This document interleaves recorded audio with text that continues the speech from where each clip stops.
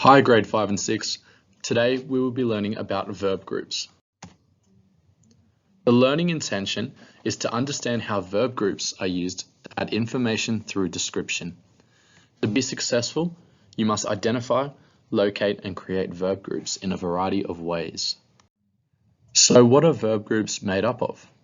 Verb groups are made up of three things: an auxiliary verb, the main verb, and an adverb. First of all, verbs. A verb is known as a word used to describe an action. So examples are, he was running on the beach. Running is the verb as it is an action word. She was dancing all night long. Dancing is the verb. And finally, they were sprinting after the dog. Sprinting is the verb. Adverbs.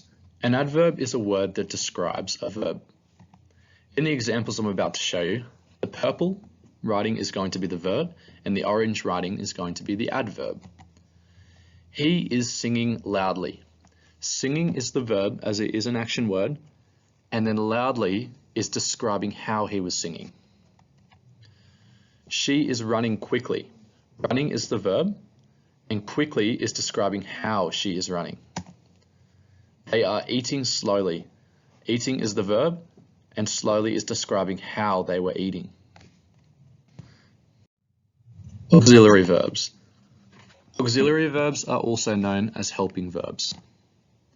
They are used to support the main verb being used in a sentence.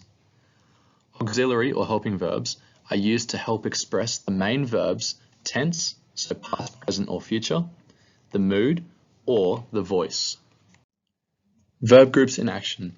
Changing tense from past, present and future. So to start off with, let's start off with verbs.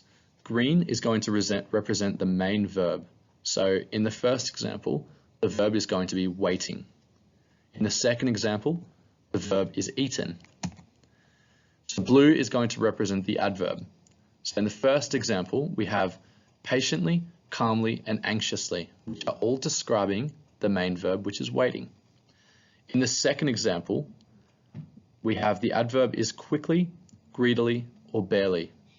So these three words are all describing how something has been eaten. The red represents the auxiliary or helping verbs. So in the first example, we have was, is, and will be.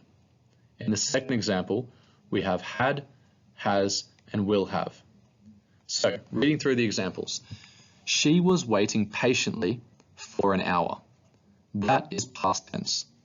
She is waiting calmly in the hall. That is present tense. And she will be waiting anxiously outside is future tense. In example number 2, he had quickly eaten it before we arrived. That is past tense. He has greedily eaten it already is present tense. And he will have barely eaten it by then is future tense. Now, your task is to go on with the learning activities that have been provided to you. Thank you.